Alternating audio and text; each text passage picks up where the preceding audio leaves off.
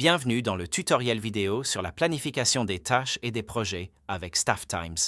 Cette fonctionnalité aide les entreprises à gérer efficacement leurs ressources et à garder une vue d'ensemble claire de leur planification de personnel. Avec l'outil de planification, les tâches et projets peuvent être attribués aux employés en quelques étapes seulement, et le suivi du temps peut être facilement surveillé. L'outil permet des ajustements d'emploi du temps flexibles et envoie des notifications automatiques pour tenir tous les membres de l'équipe informés. Prêt à entrer dans les détails? Commençons! Cliquez sur « Planification » dans le menu à gauche pour accéder à l'interface principale de l'outil de planification. Le calendrier est affiché sous forme de tableau listant tous les employés, organisés par semaine. Si un employé a enregistré des entrées de temps pour une période sélectionnée, celles-ci sont marquées par un code de 2 lettres pour le jour concerné avec un indicateur de couleur. Vous trouverez l'explication de ces codes dans le coin inférieur gauche. Ces entrées représentent les journées de travail enregistrées, par exemple le saisie de travail ou le congé soumis, et sont verrouillées pour toute planification supplémentaire à ces dates. Sous le tableau de planification, vous verrez les comptes de planification disponibles qui constituent la base pour attribuer des unités de temps aux employés.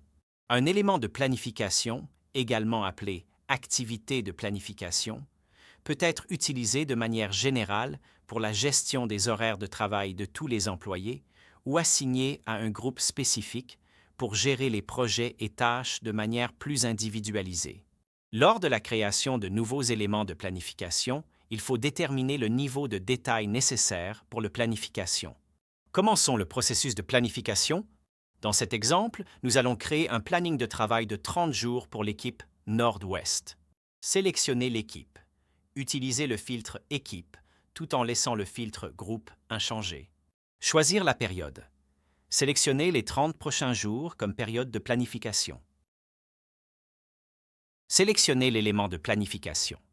Nous utiliserons un type général nommé « Travaux planifiés » qui n'est pas lié à un projet spécifique. Attribuez les éléments de planification aux employés. Saisissez directement le code de l'élément de planification sur les jours correspondants pour chaque employé. Alternativement, utilisez la fonction de glisser-déposer pour insérer facilement l'élément de planification à l'emplacement souhaité.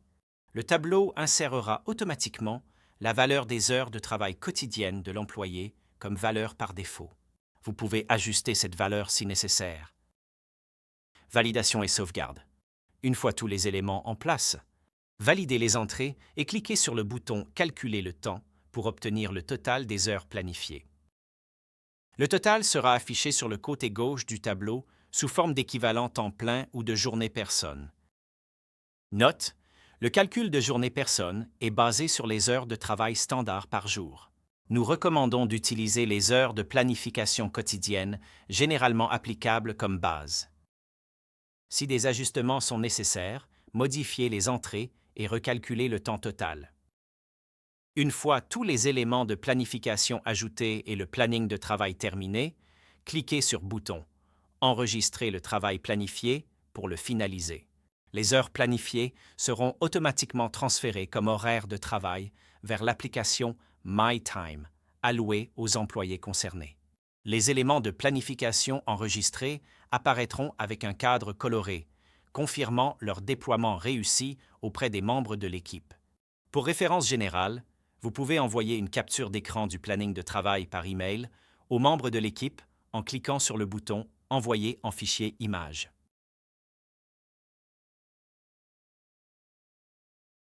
Pour examiner les entrées de planification individuelles côté utilisateur, accédez au rapport détaillé de l'employé en cliquant sur son nom.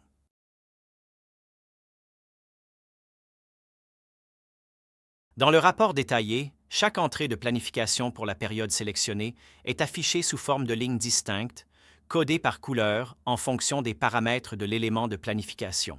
Dans cet exemple, l'employé a enregistré son temps pour le travail planifié le 2 janvier. Pour modifier les entrées de cette journée, cliquez sur la ligne correspondante pour ouvrir la vue d'édition. Pour cette journée, le résumé de la page montre que les heures de travail enregistrées ont été appliquées aux heures prévues, résultant en un solde journalier de 40 minutes d'heures supplémentaires. Dans le détail de la ligne, utilisez le bouton d'action sur la droite de la ligne respective pour modifier la feuille de temps ou supprimer l'entrée de planification. Veuillez noter que l'ajout de nouvelles entrées de planification, la suppression ou l'ajustement de tout votre planning doivent être effectués directement dans l'interface de planification. Pour obtenir une vue d'ensemble des entrées de tous les employés, cliquez sur le bouton « Passer en revue les entrées » en haut à droite pour accéder au rapport « Gérer les feuilles de temps ». Vous y trouverez les entrées de planification et les heures saisies de tous les employés, téléchargeables pour un traitement ultérieur si nécessaire. Passons maintenant à la page « Vue calendrier ».